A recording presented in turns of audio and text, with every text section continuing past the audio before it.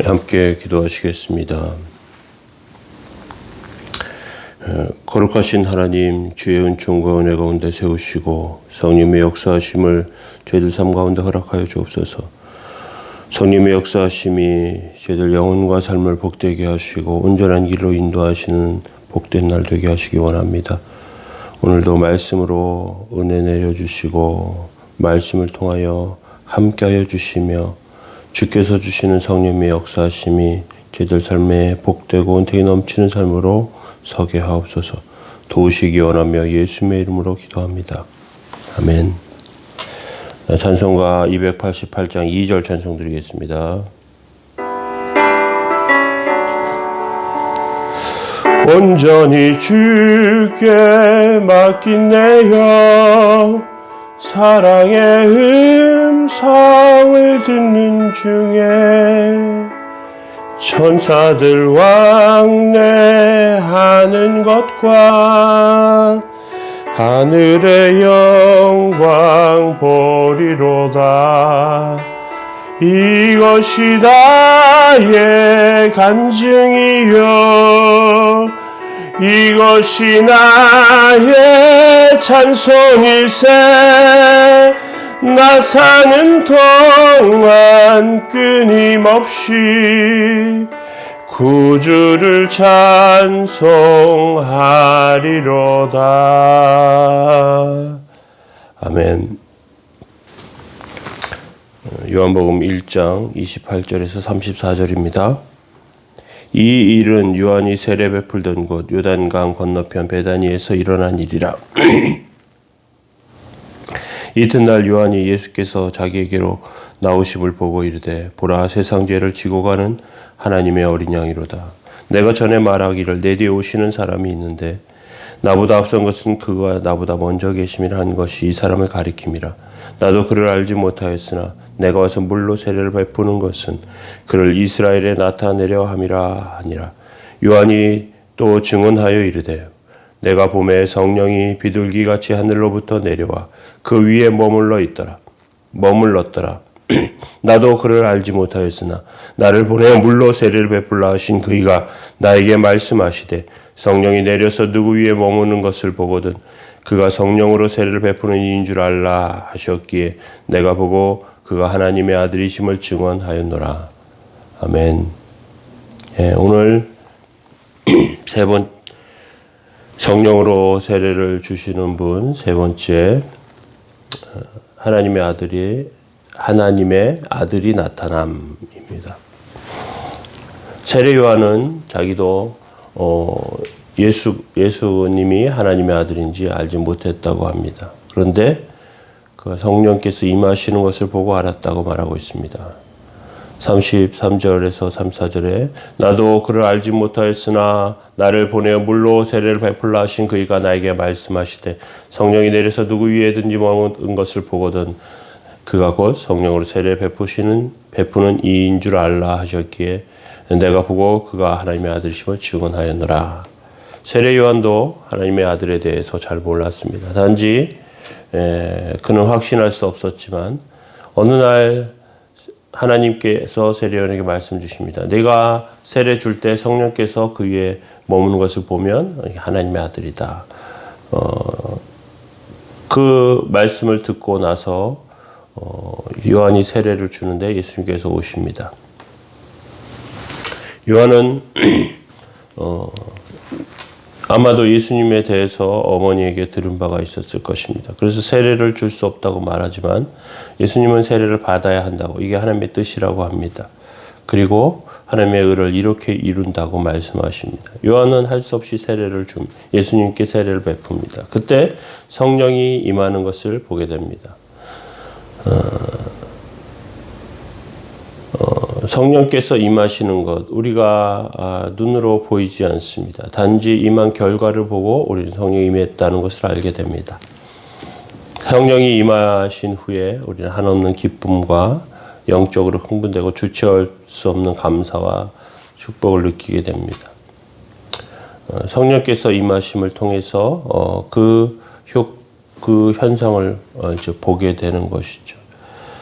예수 믿고 성령 받을 때 지금까지 자기가 교만하게 살던 것 회개하고 부르짖고 기도하면서 정말 통곡합니다. 완전한 죄의 용서를 체험하게 됩니다. 그런데 우리 눈에 성령이 직접 보이지 않습니다. 그래서 예수님도 성령은 바람이라고 하셨고, 바람은 보이지 않지만 바람에 의해서 움직이는 흩날리는 나뭇가지를 보고 또 연기 날리고 또 먼지가 날리고 하는 것들을 보게 됩니다. 그런데 세례 요한은 이때 성령을 보게 됩니다. 아마도 성령의 그런 강한 역사와 그런 임재를 체험하고 비둘기 같은 모습을 보게 되었습니다. 이건 특별한 현상입니다. 성령 충만함을 받으시고요. 그리고 이제 그 모습을 이제 보게 되었다는 것이죠. 여기서 왜 어떤 형상으로 예수님에 대해서 설명하는지 한번 살펴볼 필요가 있습니다.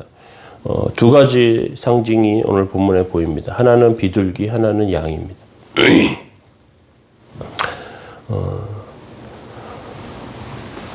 구약 시대의 비둘기는 제물 중에 하나였습니다. 아주 가난한 사람들의 제물이었죠. 그러나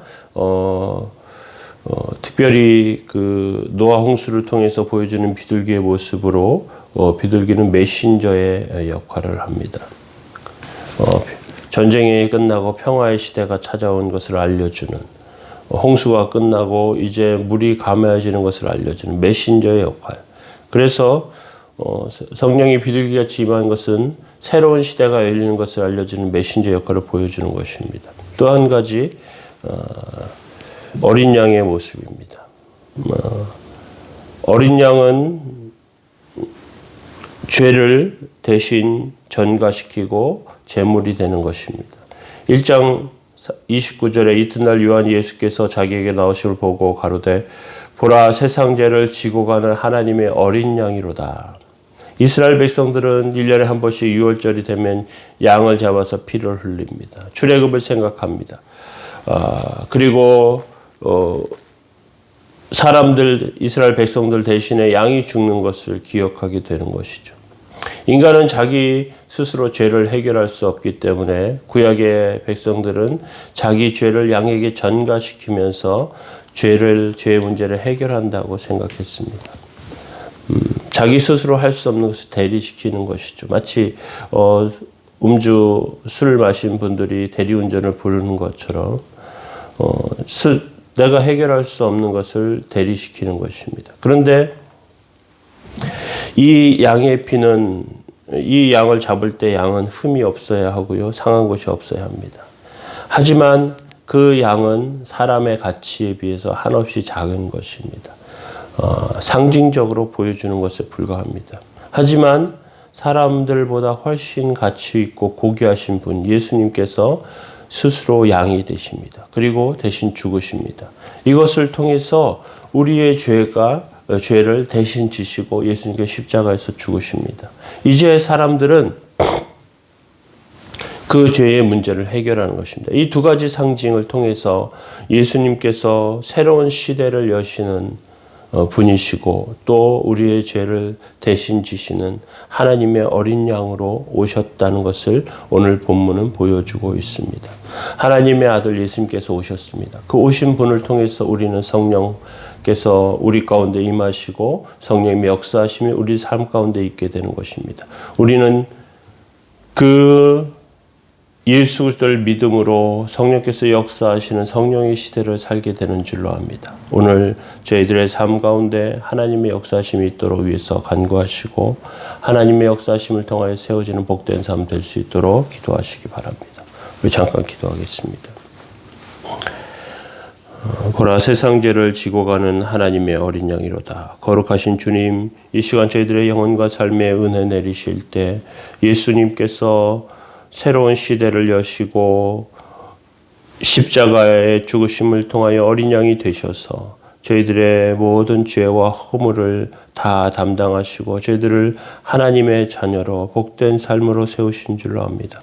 이제 성령께서 우리 가운데 임하시며 성령의 역사하심이 저희들의 영혼과 삶 가운데 있는 줄 아오니 저희들에게 은혜와 은총을 내리시고 하나님 안에 서도록 하나님 영광 안에 살도록 주님 붙들어 주옵소서. 오늘도 복되고 거룩한 삶 다 되게 하여 주시고 선한 유께 모든 성도들의 영혼에 은혜 내려 주옵소서. 함께 하시기 원하며 예수님의 이름으로 기도합니다. 아멘. 우리 함께 기도하시겠습니다.